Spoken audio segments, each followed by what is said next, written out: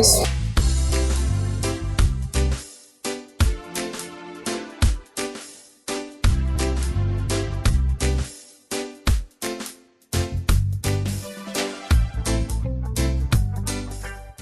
Bonjour à tous, je suis Dr Tafo Leslie, je suis gynécologue obstétricienne à la clinique Cœur et Vie.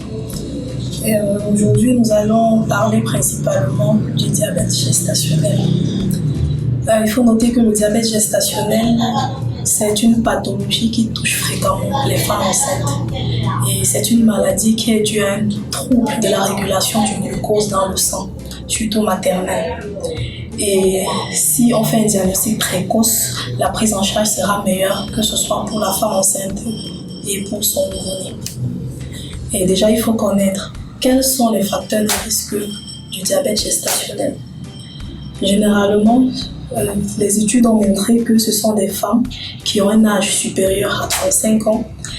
Généralement, ce sont des femmes qui ont un indice de masse corporelle supérieur à la normale, c'est-à-dire supérieur à 25, qui sont en surpoids, qui ont une obésité. Généralement aussi, ce sont ces femmes-là, lorsque vous allez faire l'interrogatoire, vous allez vous rendre compte qu'elles ont eu à faire des accouchements des bébés macrosomes, c'est-à-dire des bébés qui pèsent plus de 4 kg. On va aussi retrouver dans ces facteurs de risque ces femmes-là qui ont eu à faire des enfants morts-nés, dont la cause n'a pas pu être expliquée. Et aussi pour certaines femmes qui ont eu à faire des enfants qui ont des malformations. Et justement, comment faire le diagnostic de ce diabète gestationnel?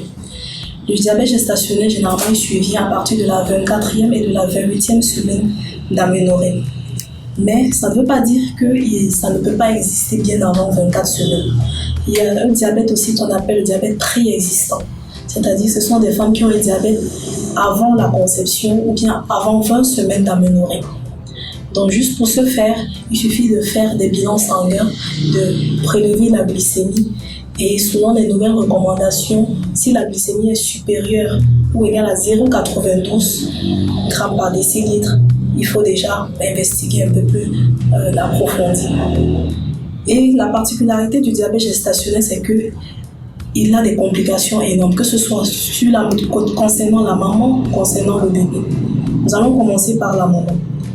La maman, généralement, elle va développer aussi une hypertension artérielle durant la grossesse. Elle va développer une prééclampsie et il y aura une prise de poids excessive. Et concernant le bébé, il y aura une détresse respiratoire à la naissance, il y aura de l'hydramnion, c'est-à-dire un excès de liquide dans le ventre, rendant souvent l'accouchement très difficile. Souvent aussi, on aura un bébé qui est macrosome, c'est-à-dire qui a plus de 4 kg, et cela peut impacter énormément sur l'accouchement. Parce qu'on va avoir des enfants avec des petites fractures, parce que la largeur de l'épaule est très grande vu son poids qui ne correspond pas à l'âge gestationnel. Nous aurons aussi des bébés qui vont naître avec des hypoglycémies. C'est-à-dire qu'ils ont des morts subites, inexpliquées, juste après la naissance. Pourtant, il a eu un très bon APGAR. Donc, c'est autant de choses que nous aimerons que toutes nos femmes soient au parfum. À cet effet, la journée mondiale du diabète est prévue pour le 14 de ce mois, le 14 novembre. Donc, la clinique Cœur et Vie a une très bonne nouvelle pour vous. Nous invitons toutes les femmes à venir se faire dépister à partir de ce jour dans notre petite clinique. Vous êtes tous attendus. Merci. Ok, c'est bon.